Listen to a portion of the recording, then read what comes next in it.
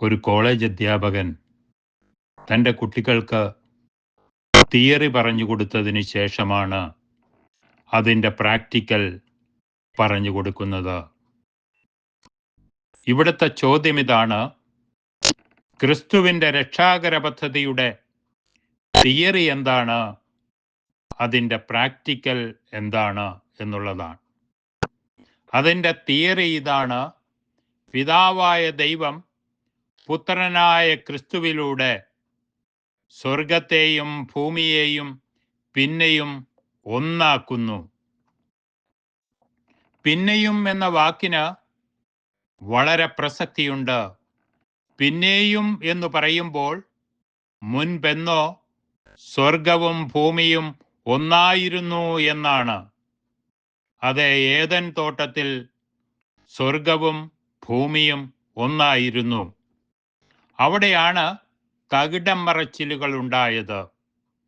അങ്ങനെ തകിടം മറിഞ്ഞ ആ അവസ്ഥയ്ക്ക് വീണ്ടും പൂർവസ്ഥിതിയിലേക്ക് എത്തിക്കുക, അതാണ് സ്വർഗത്തെയും ഭൂമിയെയും ഒന്നാക്കുന്നതിന് വേണ്ടി പിതാവായ ദൈവം ആരംഭിച്ച പദ്ധതിയാണ് ക്രിസ്തുവിൻ്റെ രക്ഷാകര പദ്ധതി.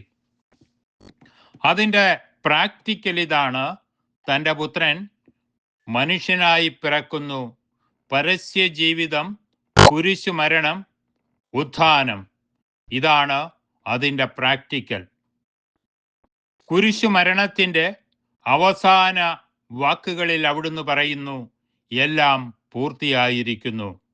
അവിടുന്ന് പൂർത്തിയാക്കിയത് സ്വർഗത്തെയും ഭൂമിയെയും വീണ്ടും ഒന്നാക്കി തീർക്കുകയാണുണ്ടായത്.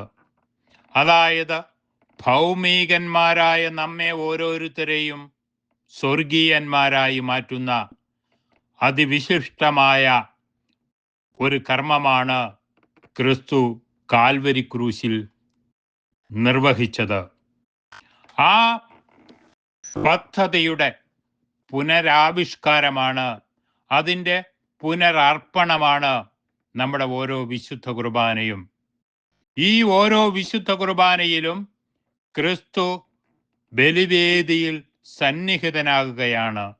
നമ്മുടെ ഓരോ വിശുദ്ധ കുർബാനയും ഓൺലൈനാണ്, ലൈവാണ്, ആക്റ്റീവാണ്. 2000 വർഷങ്ങൾക്ക് മുൻപ് എന്ത് സംഭവിച്ചുവോ അത് തന്നെയാണ് ഓരോ ബലിപീഠത്തിലും സംഭവിക്കുന്നത്. അങ്ങനെയെങ്കിൽ നമ്മുടെ ഓരോ വിശുദ്ധ കുർബാനയുടെയും ലക്ഷ്യം ഒന്നു മാത്രമാണ്: സ്വർഗത്തെയും ഭൂമിയെയും വീണ്ടും ഒന്നിപ്പിച്ച പിതാവായ ദൈവത്തിന് നമ്മുടെ അധരബലി, സ്തോത്രബലി, നന്ദിയുടെ ബലിയർപ്പിക്കുക എന്നുള്ളതാണ്.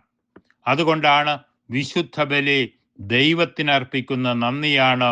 അത് ദൈവ കേന്ദ്രീകൃതമാണ്, ദൈവോന്മുഖമാണ്, ദൈവത്തിനാണ് നാം അർപ്പിക്കുന്നത്. അതുകൊണ്ട് നമ്മുടെ ഓരോ വിശുദ്ധ കുർബാനയും ദൈവോന്മുഖമായിരിക്കണം, ദൈവത്തിങ്കലേക്ക് നോക്കി അർപ്പിക്കുന്നതായിരിക്കണം. അത് മനുഷ്യൻ്റെ മുഖത്ത് നോക്കി അർപ്പിക്കേണ്ടതല്ല, അത് ദൈവ കേന്ദ്രീകൃതമായി, ദൈവോന്മുഖമായി അർപ്പിക്കേണ്ടതാണ്.